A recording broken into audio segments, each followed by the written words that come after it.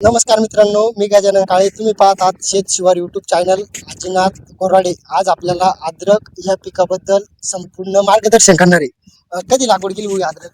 आम्ही हे 7 जून लगेच झालं. 5 मे ला काही 5 मेला करली का?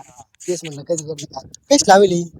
हे आम्ही आता पहिल्यांदा ट्रॅक्टरनं बेड काढले. हा, नंतर बेड काढले झाल्यानंतर शेणखत टाकलं. हा, शेणखतावरून मग पुन्हा बांबर फिरवली. हा. बांबर फिरवल्याच्या नंतर सरी काढली. हा. सरी काढली आणि अद्रक लागवड केली. अद्रक कशी लागवड केली? त्यावर काय? आम्ही तिच्यावर लागवड केली 4 फूट अंतरावर. किती एकर आहे आता ही? हे 1.5 एकर क्षेत्र आहे सर आपल्याला. आता किती क्विंटल लागली याच्यात एवढ्या? त्याच्यात अद्रक लागली 16 क्विंटल. 16 क्विंटल लागली का? मग आज अद्रक लावाच टायमाला खत कोणतं कोणतं टाकलं?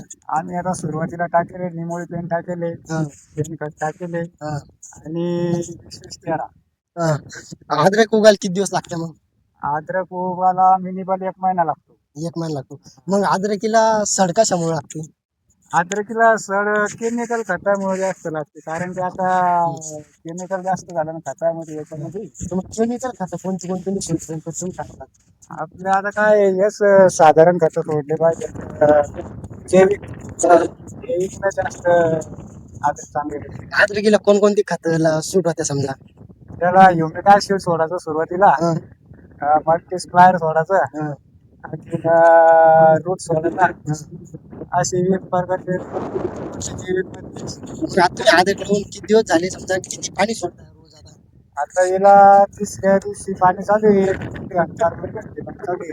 किती पाणी सोडायला पाहिजे समजा अद्रकीला? बेड किती वाढला झाला पाहिजे? शक्यतो वरलाच झाला पाहिजे. आधी सावली टेम्परेचर ज्यादा राहतं ना. अद्रकीला स्टेप बाय स्टेप कसं हे सोडायचं औषध? आता हिला आता सुरुवातीला आम्ही आता ह्युमिक ऍसिड सोडेल अद्रक लावलं. हा, आता गेले ना मी ते नवीन येले का? हा, हा, ते सोडायचं आहे आता 4-5 दिवसात. ते केवढ्याला आहे? ते 1300-1400 आहे ते. मग आपण जे खत सोडतो समजा अद्रकीला, तर ते कोणते कोणते राहत्या? ते अद्रक समजा कोंब लवकर वर यायसाठी. याला हेच आता मुळीचे सुरुवातीला हा, आणि मुळी पेन्सिल नाही अद्रकीला सड लागली नाही पाहिजे हे औषध सांगा. अद्रकीला सर लागली पाहिजे. केमिकल कोणतं सोडते? केमिकल नसेल लागली. मी आता असं ऐकले आज कुठं समजा एका ठिकाणी पाणी तुंबलं की लगेच सड लागून जाते. ते अति प्रभाव झाला पाण्याचा तेव्हा होतं. तेव्हा होतं. मग अद्रकीवर हे बेड कशामुळे आणतात? काय फायदा आता बेडचा? याचं कसं आहे, हा, लोक येणार आणतात ते ट्रॅक्टर येते का ते हा, हा, येणार आणतात. आपण कसं नाही, आपलं कसं आहे बऱ्यापैकी पाणी लागले म्हणजे याचे झाड रोग राहिले म्हणतात. कसं काय? वाढलाचा घाम, आपला घाम, हा, ते काय म्हणते ना जुनं ते सोनं असं आहे म्हणजे. हा. मग अद्रकी म्हणजे अजून काही अद्रकीस काही नाव आहे का समजा? आपण सोयाबीनचं कसं आहे समजा तसं अद्रकीस काही बियाणं आहे का या याच्यात प्रकारचं त्या? भरपूर प्रकारचे ते नाही, लंब्या कांडीचं हा, कांडीचं असे ते आहेच ना भरपूर. अच्छा. तर मग याच्यात किती क्विंटल अद्रक निघाल? आता याच्यात आपण क्विंटलला 10 क्विंटल निघाला 160-150 पर्यंत धरेल आता. 150 पर्यंत अंदाज आहे. तुम्हाला अजून अद्रक विषय काय माहिती? अद्रक विषय माहिती का? आपलं तणनाशक वापरून तणनाशक मित्राकडे किडे मरून जाते. ते कोणती विषारी किडे ते तयार होते. हा, आणि जे अद्रकीचे जे नवीन मुळ्या राहत्या हा, बारीक बारीक, हा, त्या तणनाशक कमजोर होऊन जात्या. हा.